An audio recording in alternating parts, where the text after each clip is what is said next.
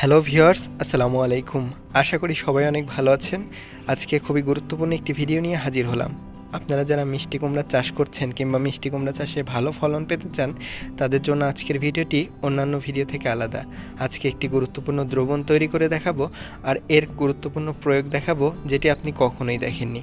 আর এটি প্রয়োগ করে নিয়মিত মিষ্টি কুমড়া গাছে কিংবা যে কোনো গাছে দিতে পারলেই গাছগুলোতে প্রচুর পরিমাণে মিষ্টি কুমড়া হবে। হ্যাঁ ভিউয়ার্স, এছাড়া আজকের এই ভিডিওতে এমন কিছু কৌশল দেখাবো যেটি আগে দেখেননি, এবং এমন কিছু পদক্ষেপ নেওয়া দেখাবো যেটি আপনি যদি দ্রুত নিয়ে নিতে পারেন তাহলে দেখবেন আপনাদের মিষ্টি কুমড়া গাছে কিন্তু দ্রুত সময়ের মধ্যে প্রচুর শাখা ছাড়া শুরু করবে, আর এর সাথে আপনাদের মিষ্টি কুমড়া গাছ অনেকটাই সজীব হবে।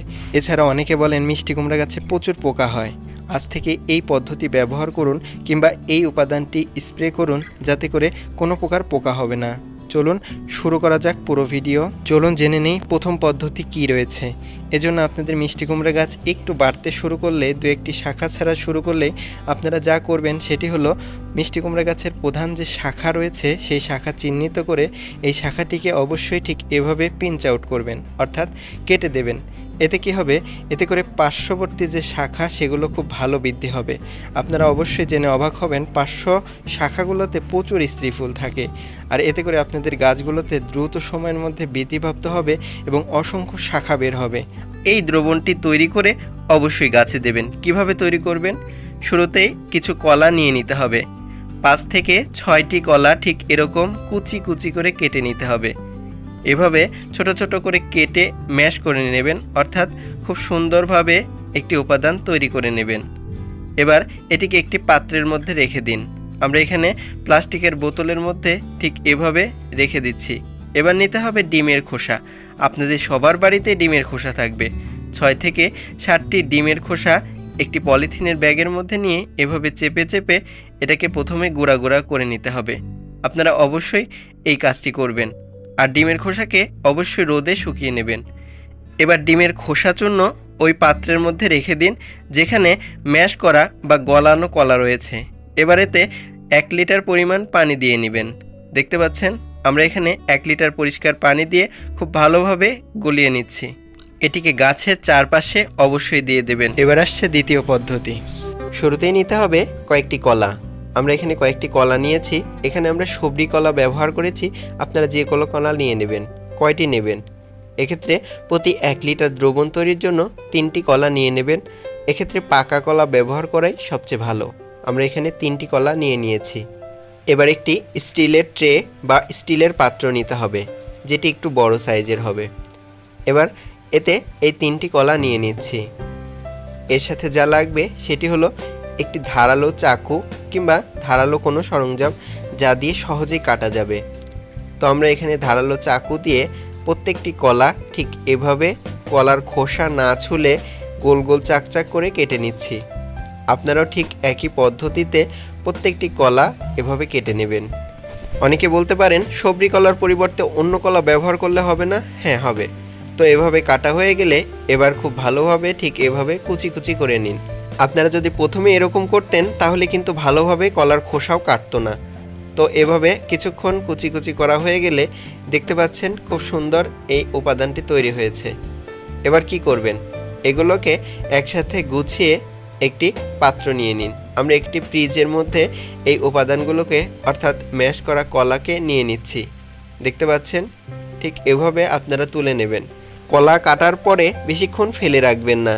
অবশ্যই 1 থেকে 2 ঘন্টার মধ্যে দ্রবণটি তৈরি করার চেষ্টা করুন। এজন্য কি করবেন? শুরুতে একটি পাত্র নিয়ে নেবেন। আমরা একটি মগ ব্যবহার করেছি। আপনারা যে কোনো পাত্র নিতে পারেন, সমস্যা নেই।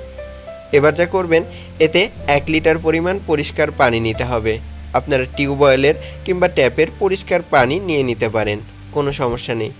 1 লিটার পরিমাণ পানি এখানে নিয়ে নিলাম। এবার যা করবেন, এই যে ম্যাশ করা কলা অর্থাৎ কুচি কুচি করে কেটেছিলেন যে কলা, সেগুলোকে এর মধ্যে দিয়ে দিতে হবে। আমরা এখানে 3টি কলাই কিন্তু ব্যবহার করেছি 1 লিটার দ্রবণ তৈরির ক্ষেত্রে। তো আমরা এখানে 3টি কলার প্রত্যেকটি উপাদানকে এর মধ্যে দিয়ে দিচ্ছি। মনে রাখবেন, এর বেশি কলা না ব্যবহার করলেই ভালো, এতে করে কিন্তু অপচয় হবে। তবে আপনি 3টি কলাতেই এই কাজটি করতে পারবেন। এবার নিয়ে খুব ভালোভাবে এটাকে গুলিয়ে নিতে হবে। এতে করে খুব ভালো একটি দ্রবণ তৈরি করা সম্ভব হবে এবং কলার উপাদানটি সহজেই পানির মধ্যে চলে যাবে। এবার নিতে হবে, দেখতে পাচ্ছেন, চা পাতা। এটি ব্যবহার করার পরে আমরা অনেকেই চা পাতা ফেলে দেই। এটি না ফেলে এটিকে অবশ্যই একটু ধুয়ে, অর্থাৎ পানিতে ধুয়ে রোদে শুকিয়ে নেবেন এবং ব্যবহার করার পূর্বে একটি পাত্রে ঠিক এভাবে পানি নিয়ে নিন। আমি ফ্রিজে পানি নিচ্ছি এবং 2 চামচ পরিমাণ এই চা পাতা নিয়ে নিচ্ছি। নিয়ে খুব ভালোভাবে কিছুক্ষণ এভাবে নাড়াচাড়া করে নিন। এবার নাড়াচাড়া করা হয়ে গেলে এটি কিন্তু এই পানির মধ্যে মিশে যাচ্ছে। এবার কি করবেন, এটাকে অবশ্যই এই দ্রবণের মধ্যে দিয়ে দিন। আমি ইনডাইরেক্টলি ব্যবহার করেছি, আপনারা ডাইরেক্ট ব্যবহার করতে পারেন, সমস্যা নেই।